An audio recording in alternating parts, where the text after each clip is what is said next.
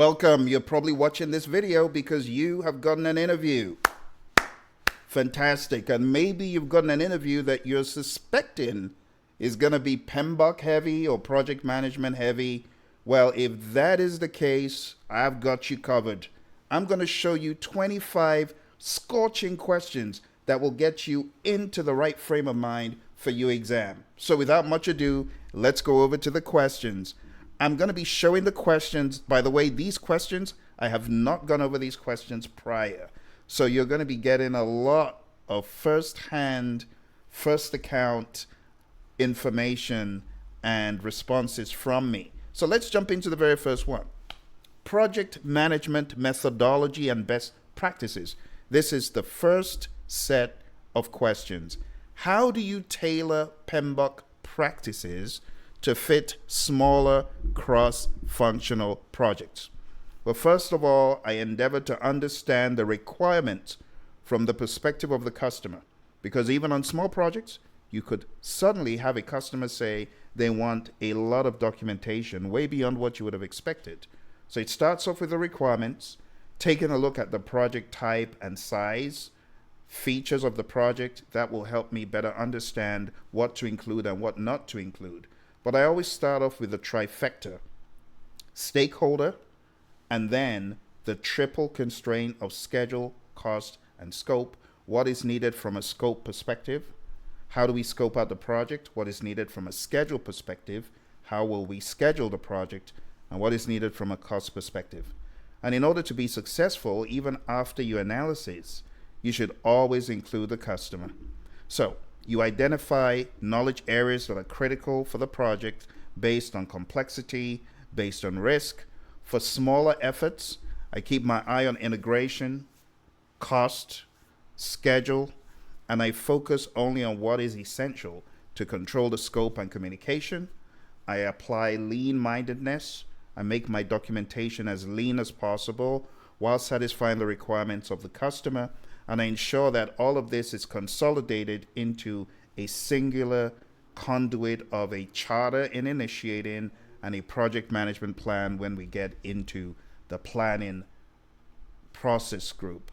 And I ensure that I am adhering to good practices, being transparent, team inclusion, and stakeholder engagement. Number 2, what's your process for establishing a cost-effective project plan under tight constraints?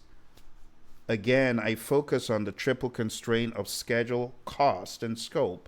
So cost is already included in my mindedness, but I look at what is absolutely the bare minimum required to make this project a success. Again, I think about the knowledge areas of integration, scope, schedule, cost, quality, resources, communications, risk, procurement, and stakeholder.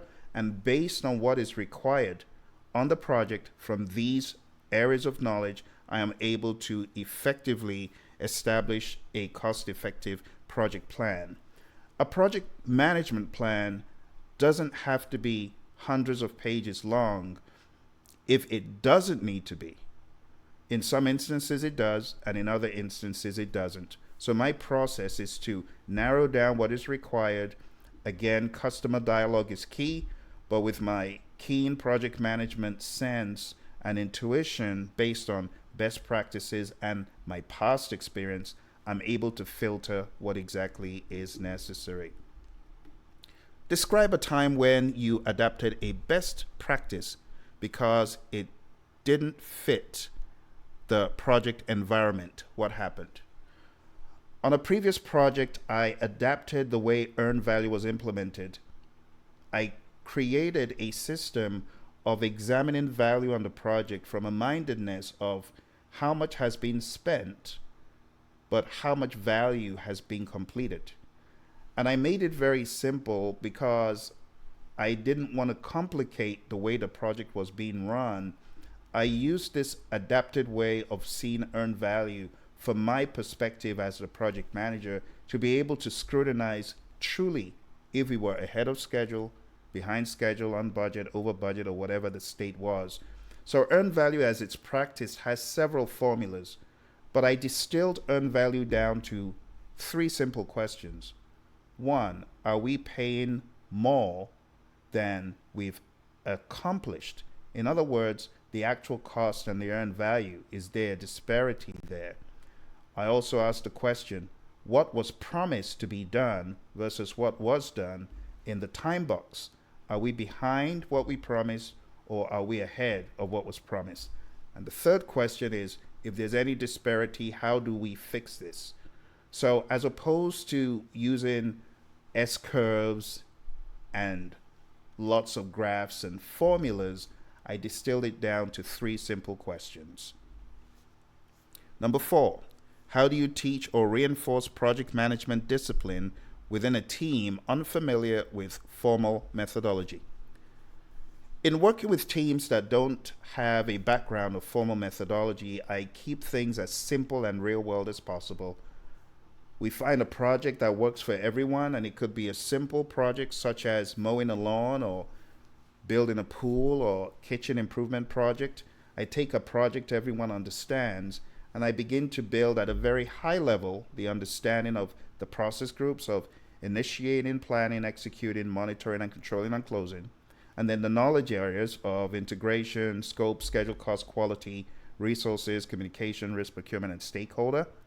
And then I begin looking for tools that people can gravitate towards, like a project charter, a project management plan, a lesson learned, an issue log, things that people can understand without that much overhead. And I incrementally build their understanding of these project management concepts. All right, my friends. Well, that was it for the very first part. And my goodness, these questions are scorching. So what I'm doing, I'm just answering them on the fly. I'm going to go back into my archives at the end of my telling you my very short answers. I'm going to make them shorter. And then I'm going to give you a more expansive idea of how you can answer this even more generically. But you're going to get some ideas from what I'm saying. And then when I go into the more analytical, more thesis-driven approach to answering, you're also going to gain some advantage from that, okay? So that was the very first part. Let's jump straight back in, and we're going to be moving into project execution and accountability. All right, let's take this off so that you can see what's going on. All right. Project execution and accountability. Walk me through how you initiate a project from scratch in a matrix managed environment. The best way that I have seen to do this is to begin by understanding the basis for the project and the needs assessment. When I understand the needs assessment, if there is one, I understand the basis for the project request. After that, I begin looking to understand the business case. The business case should be able to explain why the project is in existence from a logistical perspective, from a value perspective. Now, a business case makes a case for the project, and for that reason, I would want to go through that as well as any benefits management plan if it exists.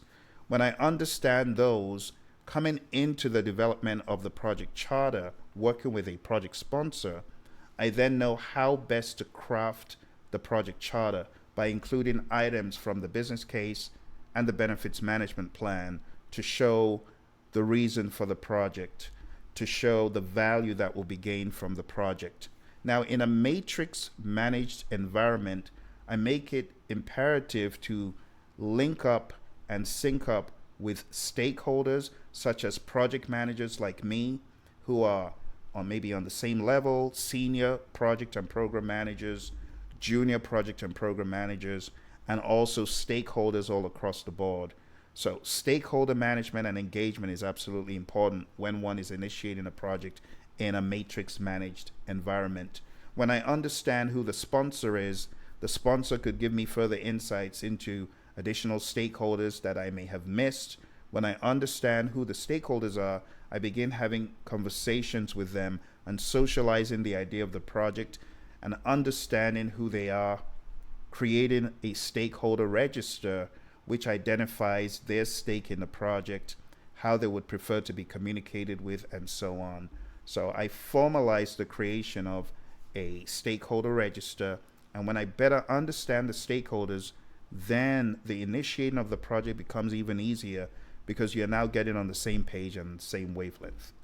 Number 6, when tracking project progress, how do you distinguish between minor delays and early signs of major risks?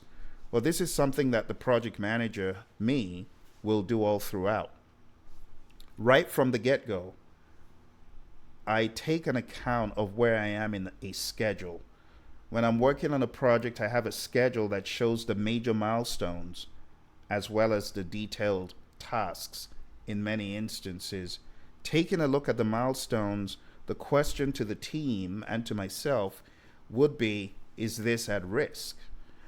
And going down to the lower level of tasks, taking status and taking an account of where the project is at, if one makes this a habit, then it becomes easier to detect when things are about to go off course. Minor delays are typically delays that will not derail the project, but some minor delays, if they fester and are not taken care of, they could become critical and could delay the project. And signs of major risks are when you have major milestones and major deliverables that are not going as smooth as the schedule shows. If the schedule shows 5 milestones associated with a huge component on a project and any of those go off, well, that's an early warning sign to you that something bad is about to happen. Number 7, describe a project you led where you were fully accountable for the outcome. What made it challenging? Now, when we say fully accountable for the outcome, it doesn't mean that I was working alone, because I was working with a team, although we had limited resources. So I was wearing multiple hats. I was a developer, I was a project manager, I was a program manager, and I was also a trainer. Now, as far as what made it challenging, wearing multiple hats made it challenging. Not having enough support to shift back on made it challenging. I was putting in sometimes 80 hours a week. And the multiplicity of roles and the wearing of many hats is what made it challenging. But I was able to overcome the challenge by leaning more into working as a team with my immediate boss. And together we were a team. My boss got a promotion as a result of this project. So it was a challenging project, but it resulted in success. Number 8, what's your approach when a deliverable is late, but the team is unaware it's critical? So I take full accountability for any deliverable that is late. And if the team was unaware it was critical, then I would have to take the responsibility and accountability for that. But my approach would be to brainstorm with the team and to find solutions. How are we going to get this back on track? As opposed to pointing the finger and playing the blame game, I would come clean and say, this is my responsibility and accountability. Let's work together and figure out how to get back on track. Let's move on to the next one. I hope you are finding this fun. Now, what I would advise that you do if you're following along is hit the pause button and you try to answer them first, okay, from this point, and then you can listen to what I have to say. And in that way, you might find that you're getting even more value because you'll have your thoughts that were not interfered with. You have my thoughts, and then you're also going to have the final thoughts, the big wrap up, when I share the more analytical point of view of how you could do this from a more textbook perspective. All right, so let's jump back in. All right, stakeholder and sponsor engagement. How do you keep your sponsor engaged throughout a small but high visibility project? Well, the way I keep my sponsor engaged is to first understand the sponsor's stake. Discussions and unraveling the understanding of my stakeholder, my sponsor, is very important. When I understand why the sponsor has skin in the game and what is in it for him or her, I can then better properly engage my project sponsor. In small but high visibility projects, there needs to be a reminder of the high stakes, not only for me as a project manager, but high stakes for everyone involved because it's high visibility. And that needs to be subtly communicated as a reminder right from the get-go. And there needs to be an establishment of cadence. When are we going to sync up? How often are touch points going to be? And what do I do if I need your immediate attention as the project sponsor on the project? These are questions that I want answered early on, and they are included in my stakeholder register so that the team knows how to engage with this stakeholder as well as myself. Number 10, give an example of when a sponsor was brought in too late. How did you handle the consequences? Now, while I have a sponsor who came in pretty late, the project was almost done and pretty much over. However, handling a stakeholder like such as a sponsor coming in late, I take it upon myself to get that stakeholder up to speed. So I had my boss, who I just told you in a previous job, got promoted just at the tail end. And while he was on his way out, someone was on their way in. And I had to get this person up to speed with several months, almost a year worth of work on this project. But what I did was show, teach, mentor, and guide as though I was working with a peer. The consequences were additional hours, additional time, working together, but I didn't see it as a deterrent or a negative consequence. It just is what it is. Number 11, how do you ensure stakeholder alignment when your team is cross-functional and matrixed? Well, it all starts off from the project charter. The project charter must first be developed and communicated with team members, and we should have a kickoff meeting to get everyone on that same page. We could have a kickoff meeting, like a pre-kickoff, as well as an actual kickoff. I see a pre-kickoff happening on a medium to large project before planning begins in earnest. Now, when planning is done, there should also be another stage of a kickoff meeting to make sure everyone is on board with the plans and listen to any collective concerns or individual concerns collectively. Number 12, tell me about a time you turned around a disengaged or skeptical stakeholder. Well, I do this all the time. I've had a number of disengaged and skeptical stakeholders who come into the project with fears. I realize that when stakeholders are often skeptical or disengaged, either there's no skin in the game, or I haven't done my job well enough, and I need to do my job well enough. So I take full responsibility for getting disengaged stakeholders engaged and skeptical stakeholders engaged. My philosophy is I come in peace. I come without weapons. I come without accusation. I come to make peace, and that's always my philosophy. And with all these stakeholders who have been negative in my career on projects, the way I approach them is making them the mentor and the coach, making them the knowledgeable individual in some instances when they're truly knowledgeable. And in that way, they become a mentor not only to me, but also other team members. So we respect who they are, we respect what they have to share and the experience. And as a result of approaching them in that manner, a lot of times I have those stakeholders just immediately flip the switch. And I can tell a lot of times, talking about disengaged or skeptical, body language says a lot in the beginning. So when I see a stakeholder that may have a body language that is given an aura of disengagement, or not happy to be here, or I'm skeptical of this project, I try to understand more, and I say, hey, do you have any concerns about this that we could talk about? Or what are your concerns about this project? Or do you have any advice or guidelines as far as this project is concerned? And I acknowledge the experience, especially when they've been in the firm for a while. All right, moving on to our next one, communication and escalation. I'm going to make my answers a little bit brief so that we can get to the rest of the content. All right, what's your method of escalating issues without undermining the team's autonomy? My approach for escalating issues is as follows. If it's a critical issue that needs urgent escalation, I may immediately escalate it without any further interaction with anyone else. If it is an issue that is a medium issue, then I would first consult with the team and do a very quick brainstorming session. It could be an Ishikawa session, a fishbone diagram on the board, slap the post-it notes up there, and very quickly gather data that I can use to analyze what is happening. If there's more time, I could use an affinity diagram, and I could get all of these great thoughts and go back and consolidate them before analyzing and presenting the information to senior management. And if it's a minor issue where we have more than enough time, or it's something I'm able to sort out with maybe one or two team members, then I'll get those team members into a quick huddle, brainstorm, get some key information, and approach it based on consensus. Number 14, how do you report project status without overwhelming or under-informing leadership? So number 14 has to start off with a how best should we communicate this to you? In some companies, it's already culture. There are already templates in the PMO. When I was at American, there were already templates. There was a format for reporting.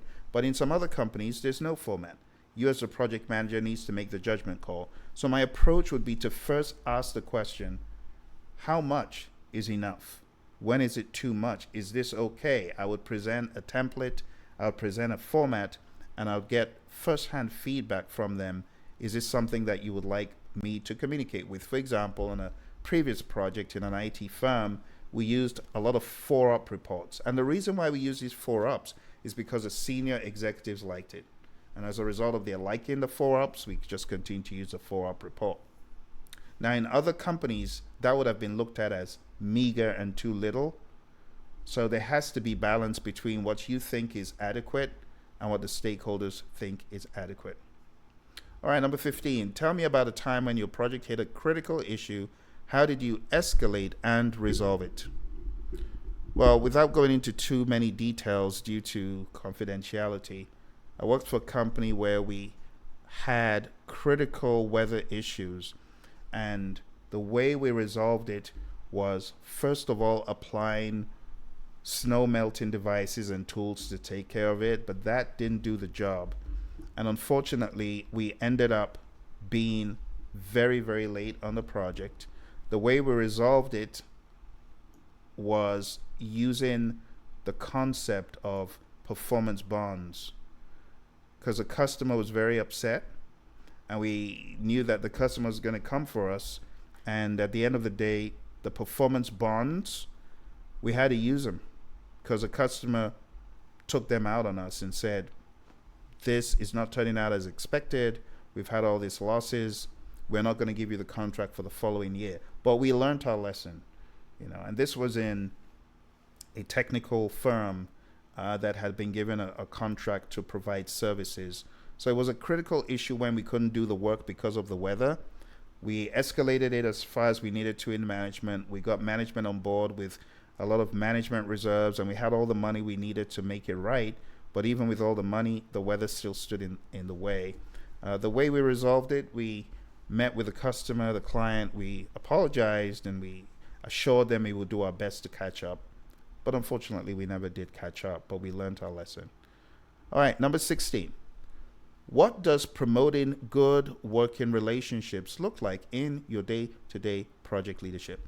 For me, promoting good working relationships is all about EI, emotional intelligence, being able to bridle my emotions, being able to influence positively the emotions of others, knowing my hot buttons and triggers, things that trigger me to become either upset, angry, or otherwise, and ensuring that those things are at bay. Now, when I say angry, I'm not saying a physical display of anger, but the mental could be equally as bad. So it's important that for me as a project manager, I approach projects with a Zen-mindedness. And what I mean by that is I transcend what is happening, the chaos that is happening. I try to be in an emotionally intelligent state to transcend anything that is happening that is less than ideal. So promoting good working relationships starts with you, the PM, with a positive mental attitude, coming into the organization, coming into the office for the day, and assuring people that you've got their back, appreciating people, being transparent, being open, and being honest. Part of my promoting good working relationships is having the philosophy that none of us is as smart as all of us. We all have a place at the table. We're all there for a reason, and we should respect each other. All right, let's go on to change control and scope management.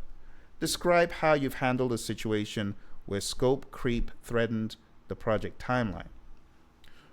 Well, my perspective to scope creep and the project timeline philosophy has evolved over time. And my philosophy today is always have dialogue with the key stakeholders, the project sponsor, understand their perspective.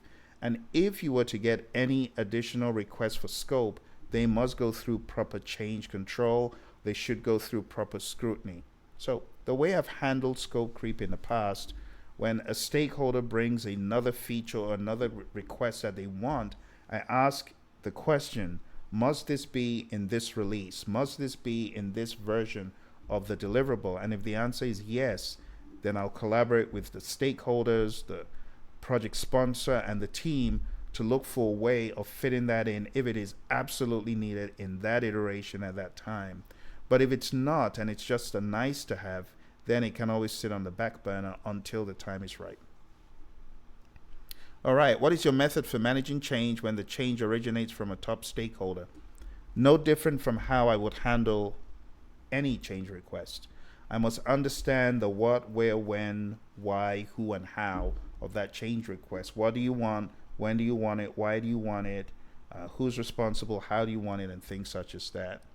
And when I understand the 5 W's, the what, when, where, who, why, and the H, the how, then I can better document what the change request is.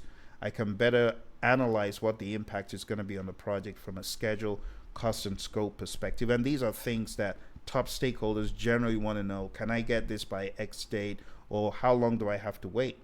So as opposed to shutting down changes when they come in, my philosophy is to embrace changes, to look forward to getting changes so that we can achieve our future state, because that's the mindset. And when I approach it from that perspective, I'm open to ways of doing whatever is asked to offer value if it is absolutely needed.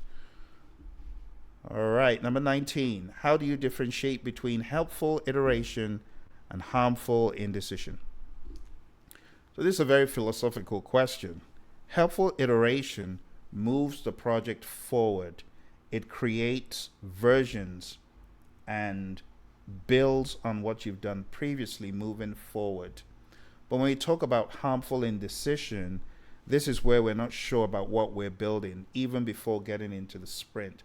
And that's why the product owner's role or the project manager's role is very important, because without insight into risk and value and solid decision making, we could go around in circles as opposed to advancing in an iteration. All right, number 20, leadership and team development.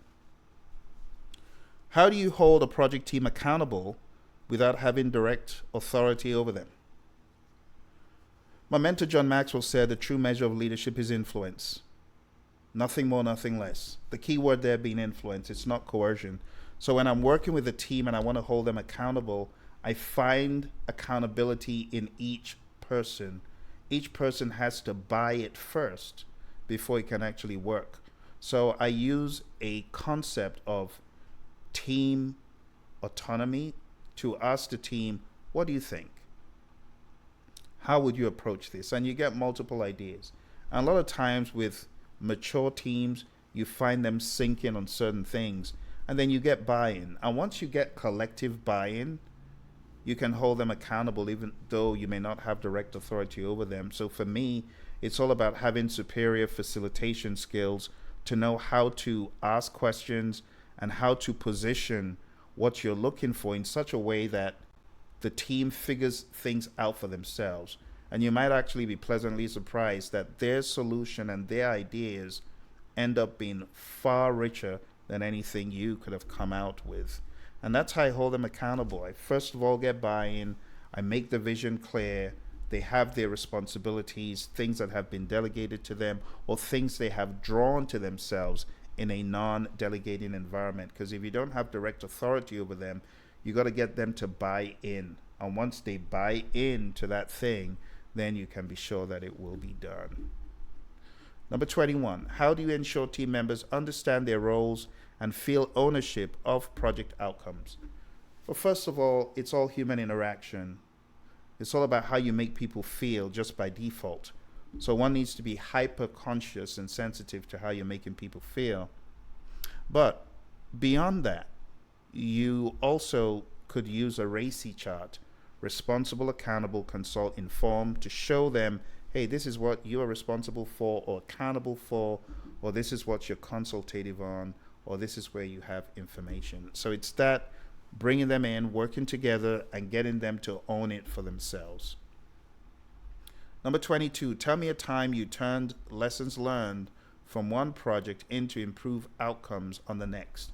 So I'm doing this all the time where there's history in organizations where I may have been longer than, at least a year or two. I have enough leeway to look back at the lessons learned, to harvest the lessons learned, harness the lessons learned, and turn them into success by, first of all, helping the team understand what went well, what didn't go so well, and what are we going to do on this occasion to move things forward.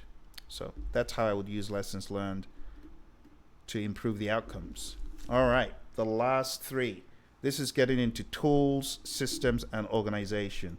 At this point, I want to ask, if you stayed this long, thank you very much. If you got any questions, put them in the comments below. And don't forget to smash the like button before we jump off the call today. All right. So, last three. What's your go-to tool? This is tool, systems, and organization. What is your go-to tool for tracking cost, schedule, and scope? Why? My favorite tool for tracking costs and schedule is Microsoft Project. Only because I've used it so many times. I got certified in it, and it was a story of my life in previous organizations. It says, and scope, and why. For scope, I would rather use a work breakdown structure, and I find it easier to work with scope without it being joined to so many things in a schedule. If I had a WBS on its own, I can hyper-focus on what needs to be focused on. But as far as cost and schedule and some of the other areas, Microsoft Project works great. Number 24, how do you keep project documentation organized and accessible in a high change environment? Well, I have electronic copies of documents and I have physical copies. To keep everything streamlined at any point in time, back in the day at American, I would have my binder on the table that contained all the plans together. Every single management plan was in a binder, a folder, and it was organized and accessible. But as you begin to use more electronic tools, you got to have a very solid directory, and you got to have a method to the madness of organizing information. So that's how I would keep documentation organized and accessible in a high change environment, by labeling it, by making it clear, and also education, making people know where the information is. All right. Number 25, if this team had no formal PM tools in place, how would you begin setting up lightweight governance without adding bureaucracy?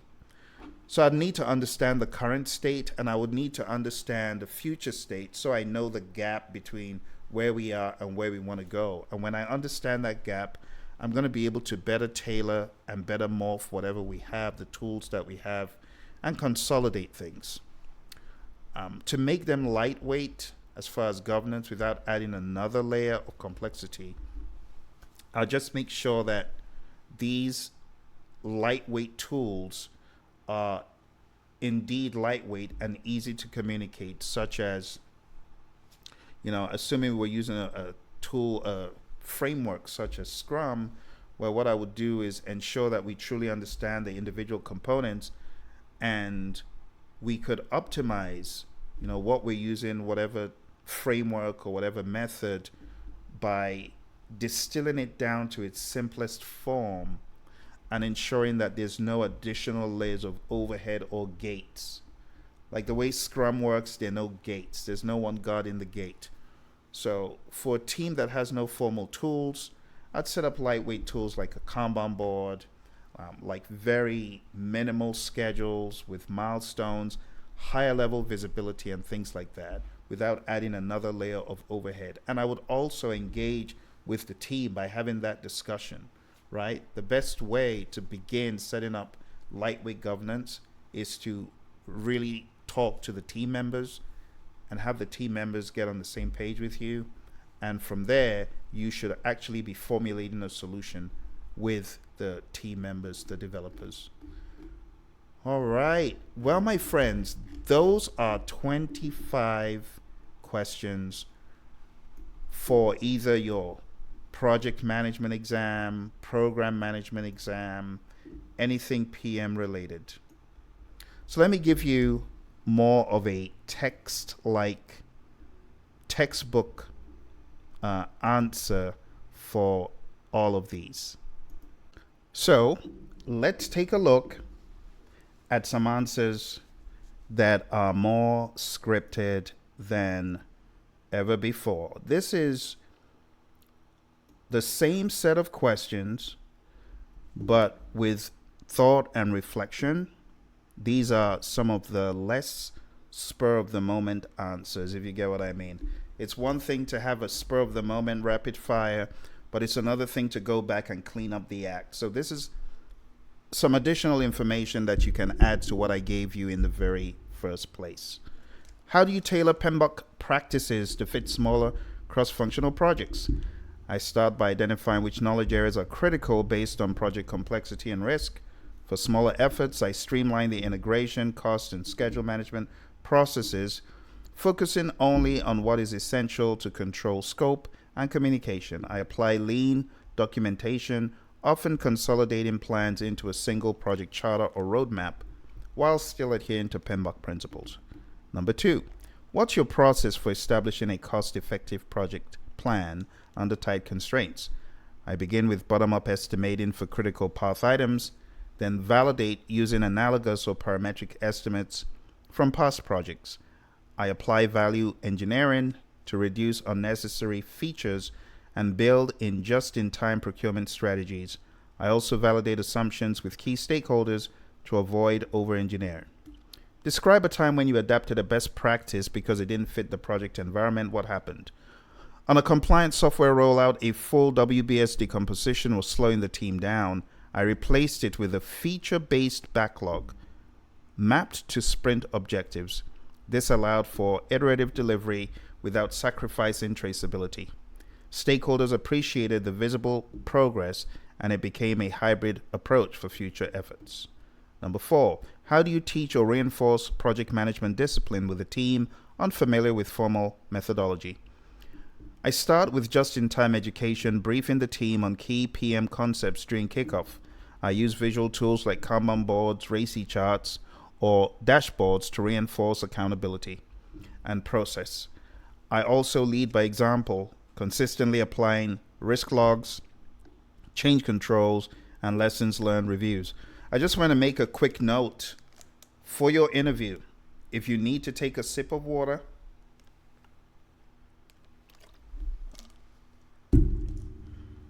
do that and pace yourself. You'll be better for it. Next, we get into project execution and accountability. Walk me through how you initiate a project from scratch in a matrix managed environment. I start by securing the project charter and clarifying the sponsor's vision. Next, I map stakeholders and engage functional managers to secure resources.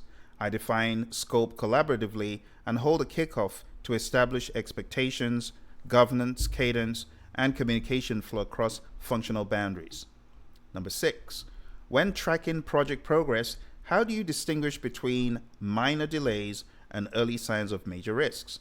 I compare plan versus actuals in earned value or milestone tracking.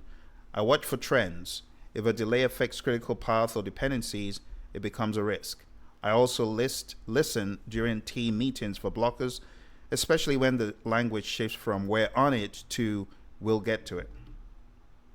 Number 7, describe a project you led where you were fully accountable for the outcome. What made it challenging? I led an enterprise-wide document digitization project. The challenge was managing conflicting department priorities. I had to facilitate scope negotiations while maintaining stakeholder engagement and hitting compliance deadlines. I kept the team focused using a phased delivery roadmap and weekly status meetings. Number 8. What's your approach when a deliverable is late, but the team is unaware it's critical? I clarify downstream impacts and escalate within the team using data, like how the delay affects milestones, cost, or compliance. I avoid blame and instead use it as a teaching reinforcement to reinforce dependency awareness. Then I work with the team to fast track or crash the schedule. Stakeholder and sponsor engagement. How do you keep your sponsor engaged throughout a small but high visibility project? I establish a sponsor communication plan up front, usually bi-weekly briefings and quick wins reporting. I invite sponsors to key demos or milestone reviews and keep updates focused on outcomes, risks, and business value, not just tasks. Number 10, give an example of when a sponsor was brought in too late and how did you handle the consequences. On a change order dispute, the sponsor was unaware of a shift in scope priority. I quickly documented the issue, called an urgent alignment meeting, and facilitated a reset. I revised the communication plan afterward to ensure sponsors had access to change logs and weekly recaps. Number 11, how do you ensure stakeholder alignment when your team is cross-functional and matrixed? I run stakeholder mapping early and keep the power interest grid visible.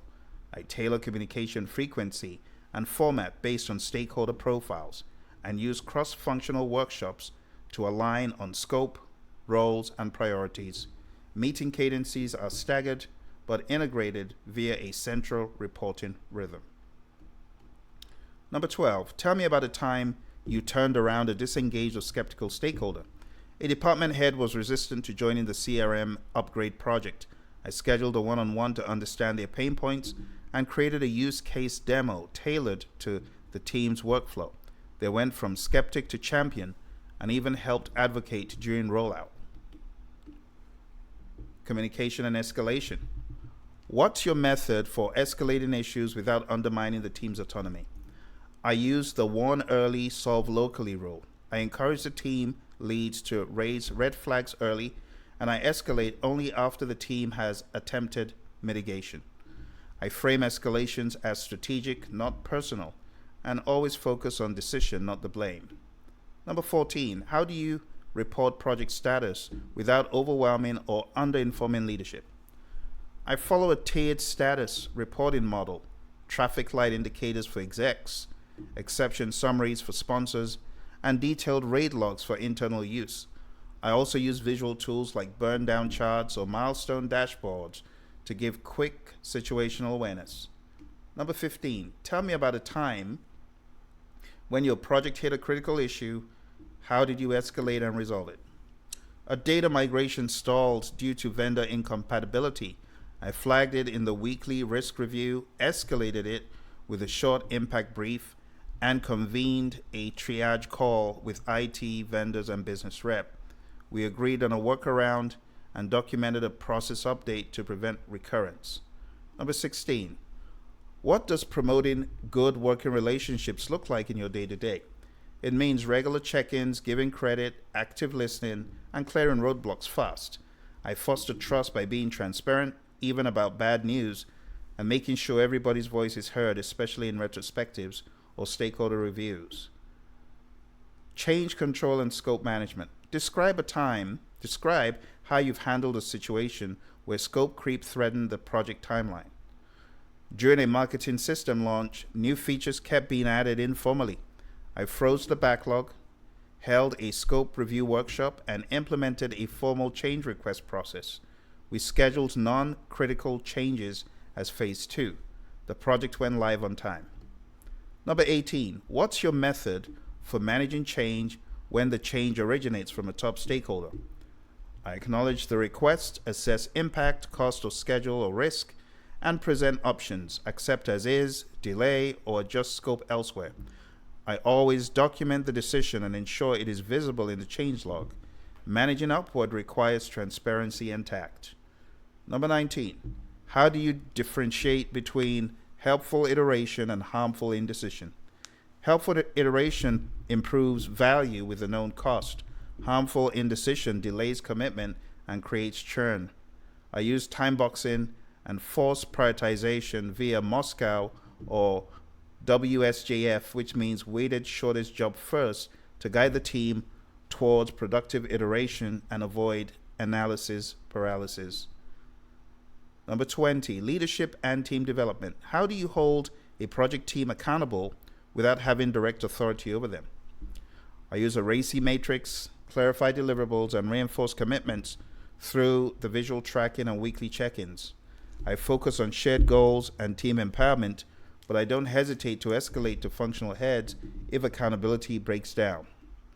Number 21, how do you ensure team members understand their roles and feel ownership of project outcomes? I co-create the WBS with the team, tie tasks to individual goals, and encourage decision-making within their domain. Recognition, retrospectives, and linking tasks to business value help reinforce ownership. Number 22, tell me about a time you turned lessons learned from one project into improved outcomes on the next. On a prior project, unclear requirements led to rework. For the next initiative, I introduced a validation workshop before kickoff. That cut requirements defects by 60% and became a recurring part of our planning framework.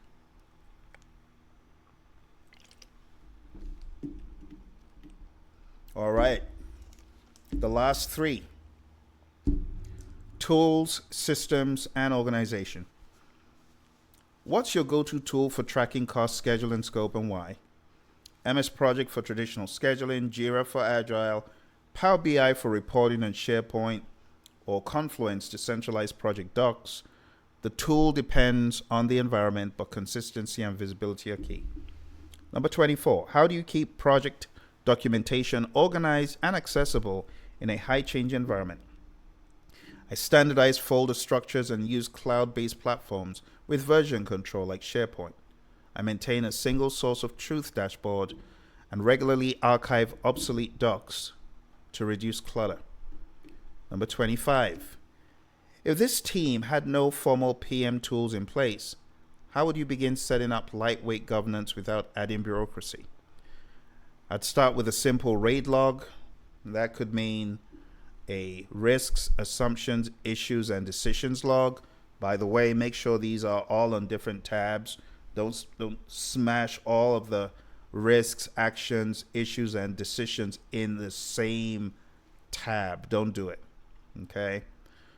I could also use a one-page charter, a visual task board like Trello or Planner, then layer in status meetings and a shared tracker. The goal is to show value quickly and scale up only if needed. So my friends, I hope you have enjoyed our time together today, going over these 25 very heavy PMBOK questions. So if your exam is coming up, I hope this interview is coming up. I'm so used to saying exam, but you've hopefully taken an exam and now you know what the PMBOK guide is all about. Go over these a few times, let them marinate, let them stick, and bookmark it, smash the like button, come back to it, and let me know how your interview goes. Okay? If your interview is anything like mine, which influenced the creation of this, it was intense. And this was at American, and I was being asked questions by one of the program managers who was all over the PMBOK guide. There's no deceiving him, and he would ask questions. So you got to be ready. You got to be on your A game. All right? All the very best, my friends. I wish you success, and I'll see you on the other side, hopefully as an employed PMP. You take care, and bye for now.